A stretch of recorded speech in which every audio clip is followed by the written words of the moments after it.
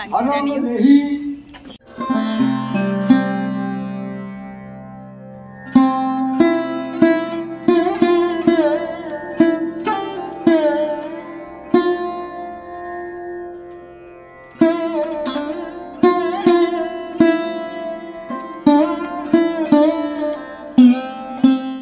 সুপ্রভাত বন্ধুরা, আজকে একটা বলতে পারো বিধ্বস্ত ব্লগ শুরু করছি। চারিদিকে ঘর বাড়ির একেবারে মানে কান্না পাবে এরকম অবস্থা। দুদিন প্যান্ডেল হপিং করেছি, দিয়ে গতদিন তো গতদিনের আগের দিন তো তাড়াতাড়ি এসেছি। কালকে বাড়ি ঢুকে সমস্ত কিছু সেরে শুয়েছি 3টের সময়। রান্না সকালবেলা যাই উঠেছি, এখনও দেখো মাথা মাছায়নি। সকালবেলা যাই উঠেছি না, পাটা আর পাতাতে পারছি না। গতকাল হচ্ছে সকালবেলা 11টার সময় বেরিয়েছি, তারপর থেকে চলেছে। তারপরে তো ওই বললাম 3টে নাগাদ বাড়ি মানে 2টোয় বাড়ি ঢুকেছি, সব সেরে শুধু 3টে বেজে গেছে। এই হচ্ছে আমার পুজোর দিনগুলো, যার জন্যে সমস্ত ভিডিও তুলে রাখছি তোমাদের সাথে শেয়ার করতে, সব লেট হয়ে যাচ্ছে। তো এখন আজকে হচ্ছে মহাষ্টমী, আজকে থেকে পিসি আসবে না। হ্যাঁ, এখন যথারীতি আমাকে একটুখানি ইগনোর করো, কারণ আমায় দেখতে খুব বাজে লাগছে। আগে ভূত থেকে মানুষ হতে হবে। তো আজকে থেকে পিসি আসবে না। তো সকালবেলা উঠে নিচের বাসি কাজ কমপ্লিট করে ঝাঁট দিয়ে ঘরটার মোছা সমস্ত কিছু কমপ্লিট। এইবার নিজে একটু ফ্রেশ হব, গোপালকে তুলবো, তারপর ঘরের একেবারে মানে দুর্বিষহ অবস্থা। এখানে এই অবস্থা, ওখানটা কি দেখতে পাচ্ছ? ওইখানে দড়িটা দেওয়ার জায়গা নেই, চারিদিকে জিনিস। আর এইখানে আল্লাহর অবস্থাও খারাপ, সমস্ত কিছু ক্লিয়ার করতে হবে। তো চলো তোমরা ভিডিওটা দেখতে থাকো। আর কীভাবে তোমাদের পুজোর দিনগুলো কাটিয়েছো অবশ্যই কিন্তু আমায় কমেন্টে জানিও। তো আজকে সকালটা এইভাবেই শুরু করেছিলাম। তো ভাবলাম ঘর বাড়ি বলো আর নিজেকে বলো, দুটোরই অবস্থা খুব খারাপ। তো আগে নিজে একটুখানি ফ্রেশ হই, গোপুসোনাকে ঘুম থেকে তুলি, তারপরেই এই ঘরের কাজগুলোতে হাত দেবো। আর কি জানো তো, এই কদিন তো গোপালকে নতুন নতুন জামা পরাচ্ছি, সেগুলো আবার কৌশিক পরাতে ও অতটা মানে কমফোর্টেবল নয়। ও বলে নতুন জামা পরালে তুমি পরাও। তো যেহেতু গোপালকে নতুন জামা পরানো হচ্ছে, তো সেই জন্য সকালবেলা করে গোপালকেও আমিই তুলে নিচ্ছি। আর দেখছো এই ভিডিওগুলো সেই অষ্টমীর দিনে তোলা, তোমাদের পেতে পেতে অনেক দেরি হয়ে যাচ্ছে। আসলে এই যে প্যান্ডেল হপিংয়ের ব্যাপারটা, এই সমস্ত কিছু করে ঘরের কাজ ছেড়ে না আর যে এডিট করব সেই সময়টুকু থাকছে না। এমনকি জানো ভিডিও আমি তুলেও রেখেছি, আমার ফোনে স্পেস নেই আর কি। ফোনে সে ভিডিওগুলো নিয়ে ওগুলো আবার পেন ড্রাইভে ভরে রেখেছি, সেখান থেকে নিয়ে আবার এডিট করতে হবে। বলতে পারো পুজোয় এই 3 দিন মানে ভিডিও করে গেছি, কিন্তু যেহেতু কোনো ভিডিও আপলোড করিনি, মানে ফোনের অবস্থা খুবই খারাপ, কোথায় কি আছে কিচ্ছু খুঁজে পাওয়া যাচ্ছে না। তো এই দেখো গোপুসোনাকে আজকে হলুদ জামাটা পরিয়েছি। তো কেমন লাগছে গোপুসোনাকে অবশ্যই জানিও।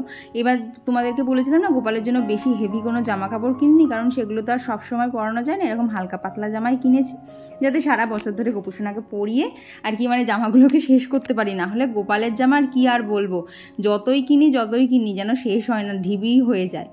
তো আজকে তো অষ্টমী আছে, তো এত সকালবেলা তো আমি আর যাবো না।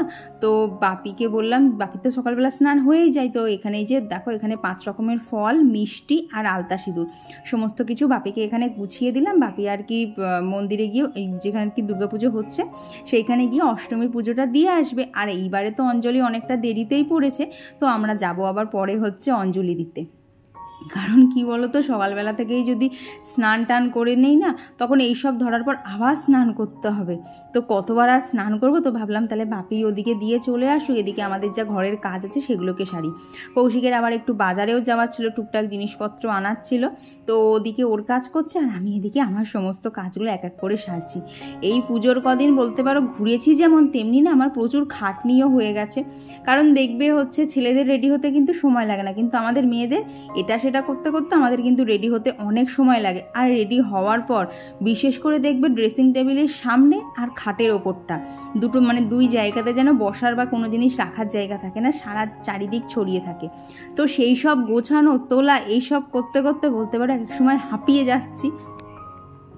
তো এইদিকে দেখো, এই যে চুড়িদারটা তো গতকাল পরে গেছিলাম। তো এই ভিডিও মানে গতকাল এই চুড়িদারটা পরেছিলাম, তবে সেই ভিডিও এখনও তোমাদের অবধি পৌঁছায়নি। নেক্সট কোনো একটা ভিডিওতে শেয়ার করবো। নাহলে কি বলো তো, আমি বললাম না ভিডিওর আমি তাল মেলাতে পারছি না, কখন কোথায় কোন ভিডিওগুলো অ্যাড করব। ফোনের মধ্যে আমার এত ভিডিও ভরে গেছে, তাই বলতে পারো না এই কদিন এই ধরো অষ্টমীর পরেই যে নবমীর ব্লগ দিতে পারবো তার কোনো মানে নেই। হয়তো অষ্টমীর পরে দশমীটা দিলাম, নবমীটা আবার পরে দিলাম। তো তোমরা একটুখানি অ্যাডজাস্ট করে নিও। আর এই দেখো আগের দিন এই শাড়িটা পরেছিলাম, ও বাবা, এখন ব্লাউজটা গোছাতে গিয়ে দেখি ওই ব্লাউজ বানানোর সময় ওখানে একটা টিকিট লাগানো থাকে না নাম্বারে, সেই টিকিটটাও দেখি আমি খুলিনি, ওইভাবেই পরে ঠাকুর দেখতে বেরিয়ে গেছি। ভাগ্যিস ওটা ভেতরের দিক করেছিল, বাইরের দিকে হলে কি বিশ্রী লাগতো বলো তো। তো এই শাড়িটাকে 2 দিন ধরে হাওয়া খাইয়ে নিয়েছি, মানে শাড়ি ব্লাউজ সব কিছুই। তো এইগুলো আর একবার করে পরবো, তারপরেই আর কি কাচাতে দেবো। তো এতে আর কোনো সেরকম মানে গন্ধ নেই, একদম পরিষ্কার হয়ে গেছে। তো এইগুলোকে এখন বিছানার নিচে দিয়ে দিচ্ছি, ভালোভাবে আয়রন হয়ে যাক, তারপরে আবার তুলবো। দেখলে তো খাটের নিচে অলরেডি অনেক জামা কাপড় রাখা, মানে যেদিনকে মানে পুজো শেষে যেদিনকে আমি তুলবো, আমি মনে হয় মানে ওয়ার্ডরোবের বেশিরভাগ জামাই দেখবো এইখানে নিচে রাখা, মানে এই যে নিচে ঢুকিয়ে দিচ্ছি, পরে যে আবার গুছিয়ে যে ওয়ার্ডরোবে তুলবো সে সময়টুকু হচ্ছে না।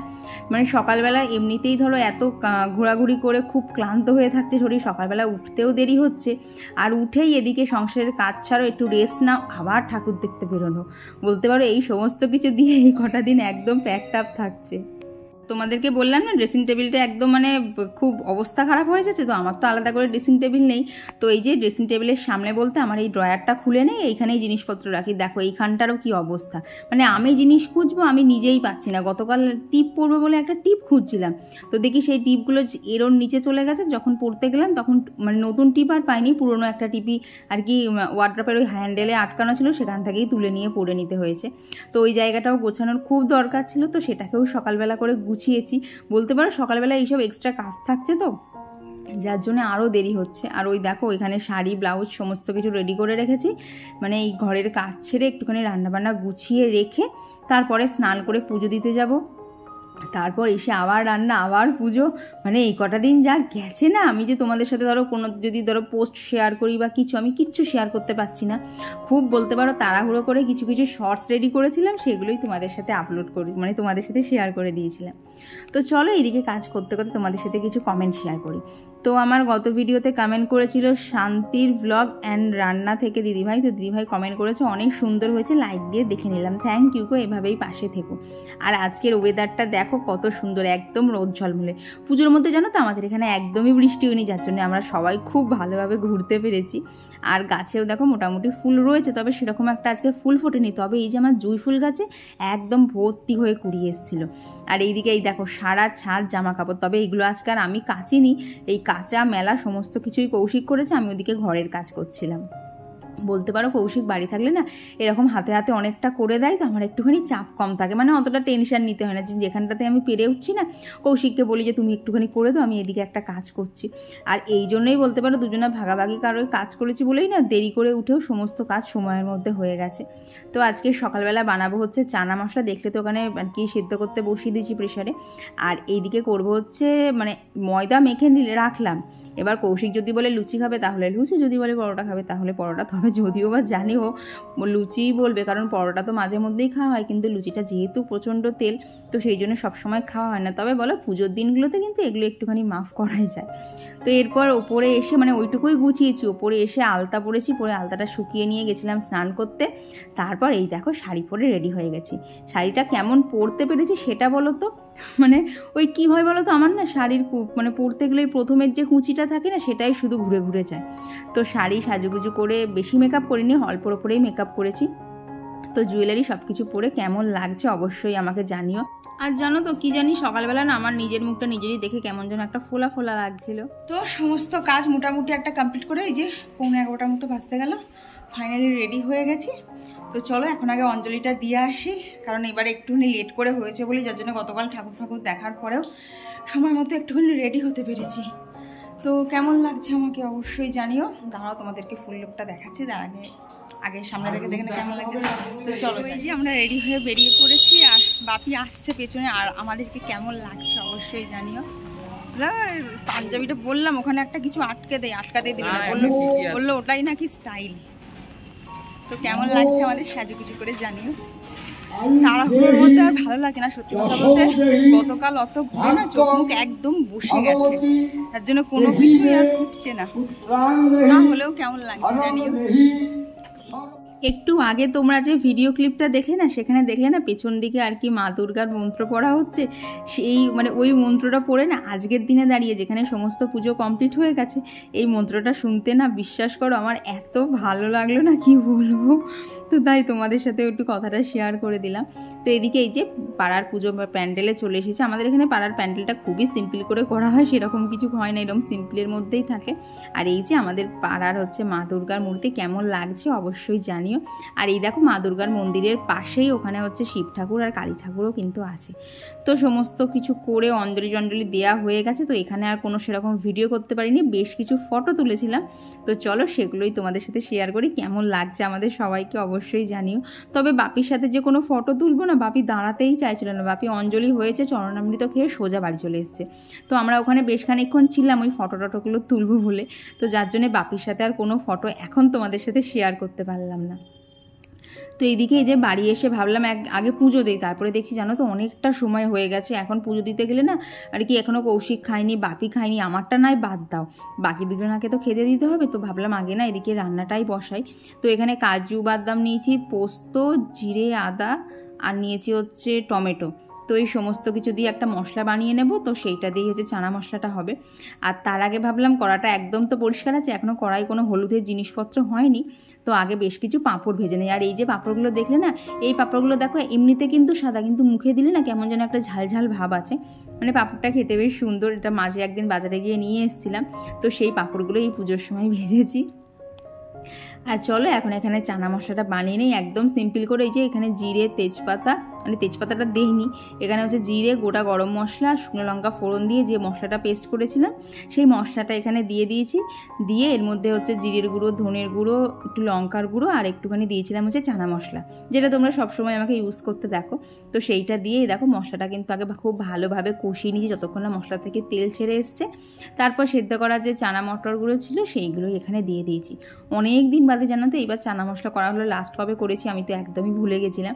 তো ভাবলাম দুর্গাপুজোর সময় কিছু তো স্পেশাল একটুখানি করতে ইচ্ছা করে, কিন্তু ওই জানো তো আমি পেরে উঠছি না। এদিকে স্পেশাল রান্না করতে গেলে ওদিকে আমার বেরোতে দেরি হয়ে যাচ্ছে। তবু আর ভাবলাম আজকে অষ্টমীর দিন আছে, তাহলে একটু কিছু তো স্পেশাল করাই যেতেই পারে। তো সেই জন্যই ওখানে চানা মশলা করেছি। আর কৌশিক যথারীতি বললো যে পরোটা করতে হবে না, সবসময় খাওয়া হোক, খাওয়া তো হয়। তো আজকে লুচি বানাতে, তো সেই জন্য এই যে অষ্টমীর স্পেশাল হচ্ছে লুচি, তার সাথে ছিল ছানা মশলা। তো আর সেই আগের দিন দেখেছিলেন না ভিডিওতে শেয়ার করেছিলাম মিহিদানা বানিয়েছিলাম বাড়িতে, সেই মিহিদানাটাকেও সাথে নিয়ে নিয়েছিলাম। তো চলো খাওয়া দাওয়া কমপ্লিট করি, আর এদিকে তোমাদের সাথে কিছু কমেন্টও শেয়ার করি। তো আর গত ভিডিওতে কমেন্ট করে চলেছে রাখি পাল দিদিভাই, তো লিখেছে তোমাকে দেখতে খুব মিষ্টি লাগছে, থ্যাংক ইউ। আর লোপামুদ্রাদি লিখেছ ঠাকুরের ড্রেসগুলো দারুণ লাগছে, রাধা মাধব গোপসোনার ড্রেসও দারুণ হয়েছে, শুভ বিজয়। তোমাকেও জানাই শুভ বিজয়ের অনেক অনেক শুভেচ্ছা। এই ভিডিওগুলো অনেক পরে যাচ্ছে গো, তখনও পুজো আমাদের সবার মাঝখানে ছিল। তো এইদিকে দেখো নিয়েছি হচ্ছে চারমগজ, কাজু বাদাম, আদা, লঙ্কা আর কিশমিশ, আর এখানে দিয়ে দিলাম হচ্ছে টমেটো। তো এইটা দিয়ে একটা পেস্ট বানিয়ে নেবো, এটা দিয়ে করবো হচ্ছে আলুর দম। তো এখানে আলুর দমটা না আগে জিরে, শুকনো লঙ্কা, তেজপাতা ফোড়ন দিয়ে, এইখানে যে আলুগুলো দেখছো না এগুলো অলরেডি দুখানা করে প্রেশারের সিটি দেয়াই আছে। তো সেই আলুগুলো দিয়ে আর ওই যে ফোড়নটা দিয়েছিলাম সেটা দিয়ে ভালো করে নাড়াচাড়া করে একটু ভাজা ভাজা করে নিয়ে ওই আলুর দমে যা যা মশলা দিতে লাগে আর যে মশলাটা দেখলে মিক্সারে পেস্ট করলাম, তো সেটাকে দিয়ে এই যে জল দিয়ে একটু ভালো করে ফুটিয়ে ওখানে বসিয়ে দিয়েছিলাম। এই মিনিট 10 মতো একদম লো হিটে রান্না করেছি, তাহলে কিন্তু এরকম সুন্দর একটা আলুর দম রেডি। তো দুপুরবেলা করবো হচ্ছে কাউনের চালের খিচুড়ি আর এইদিকে হচ্ছে আলুর দম। তো বাপি যেহেতু আলুর দম খাবে না, তো এখানে আলুর দমের মধ্যেই একটু পটল দিয়ে দিয়েছিলাম যাতে বাপির খেতে অসুবিধা না হয়। তো এইদিকে দেখো আমার আলুর দম কিন্তু একদম রেডি হয়ে গেছে। আর তোমাদেরকে যেটা বললাম না কাউনের চাল, এই চালটাকে তো আমরা কাউনের চাল বলি, তোমরা যদি অন্য কোনো নামে বলো তাহলে আমাকে একটু জানিও, তো আমার জানার খুব ইচ্ছা। তো দেখো এই যে এইরকম ভাঙা ভাঙা এইরকম চাল, মানে একদম ওই সাবুদানার থেকেও ছোট ছোট হয়। তো এই চাল দিয়েই আজকে খিচুড়ি বানাবো, কারণ আমাদের এখানে না অষ্টমীর দিন মানে ভাত খেতে নেই, মানে যে যার বাড়িতে যেটা নিয়ম খেতে নেই। তো ভাবলাম সারাদিন ওরকম লুচি ফুচি খেলে শরীর টরীর খারাপ হয়ে যাবে, তো দুপুরবেলা এরকম কাউনের চালের খিচুড়ি করে নিই। তো সেই মতোই করেছিলাম। আর এইখানে দেখো স্নান সেরে, মানে একবার তো তখন করেছিলাম, আবার এখন যেহেতু রান্নাবান্না সেরেছি তাই আর একবার এখানে ফ্রেশ হয়ে নিয়ে এখানে ঠাকুরের এখন পুজোটা দিয়ে নেব।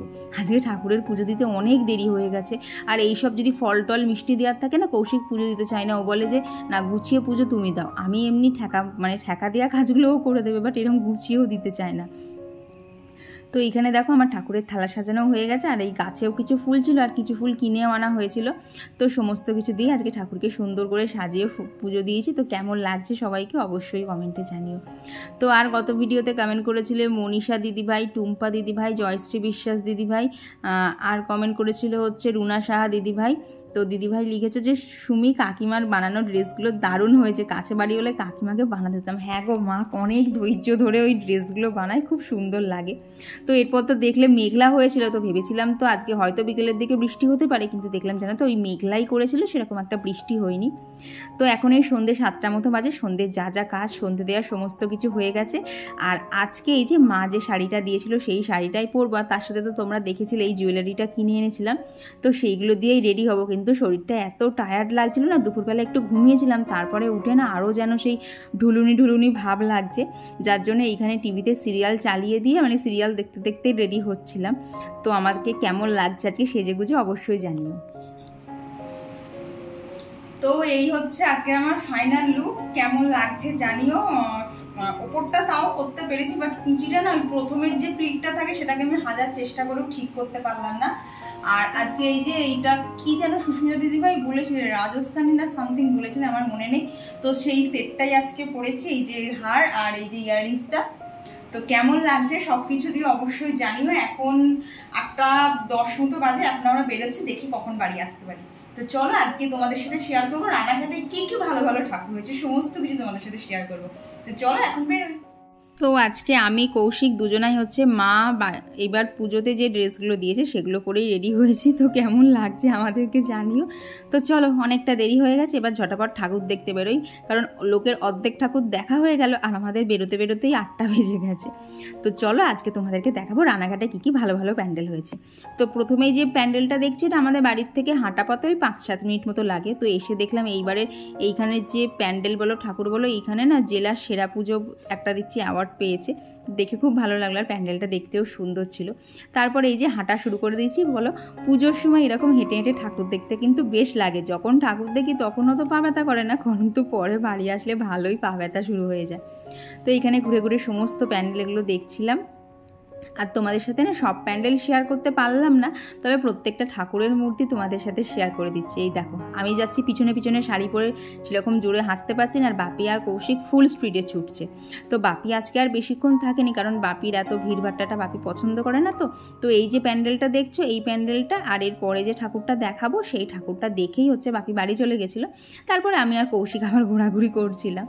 তো আর গত ভিডিওতে কমেন্ট করেছিল তিন্নি তান্না ব্লগ থেকে দিদিভাই, মুস্কান দিদিভাই, কাবেরী সূত্রধর দিদিভাই, সোমা হালদার দিদিভাই, দেবাঞ্জলি দাস আইটি থেকে দিদিভাই, পায়েল সরকার দিদিভাই, সোমাশ্রী পোদ্দার দিদিভাই, সম্পাদে দিদিভাই, অস্মিতা সিনহা দিদিভাই, আর ঘরকন্যা সুস্মিতা থেকে সুস্মিতা দিদিভাই। তো তোমাদের সকলকে জানাই অসংখ্য ধন্যবাদ, কারণ পুজোর এই ব্যস্ততার মধ্যে যেখানে আমি ভিডিও দিতে পারছি না, তোমরা ঠিক সময় করে ভিডিওটা দেখে নিয়ে যেত, তোমাদেরকে জানাই অসংখ্য ধন্যবাদ। তো এই দেখো পরপর কিন্তু আমাদের ঠাকুর দেখা চলছে, এতক্ষণে বাপিও বাড়ি চলে গেছে আর আমরা আমাদের মতো ঠাকুর দেখেই যাচ্ছি। তারপরে এখানে একটা প্যান্ডেলের যেটা এক লাস্ট ঠাকুরটা দেখলে সেই ঠাকুরেরই প্যান্ডেল। তো এখানে না এই প্যান্ডেলটাকে ঘিরে অনেক বড় মেলা বসেছিল, তো সেই মেলার থেকে আজকে ঘুগনি খেয়েছি। আর এই যে দেখছো আজকে এটা এত জমজমাট, 2 দিন পরে কিন্তু এই মাঠটা একদম ফাঁকা হয়ে যাবে। আসলে এই মাঠেই তো বিসর্জন হয়, তো যা যা বাঁশপত্র থাকে সমস্ত কিছু খোলা হয়ে যায়, ঠাকুরের প্যান্ডেলগুলোও সব নিস্তব্ধ হয়ে যায়, তখন যেন বলো মনটা খুব খারাপ লাগে না।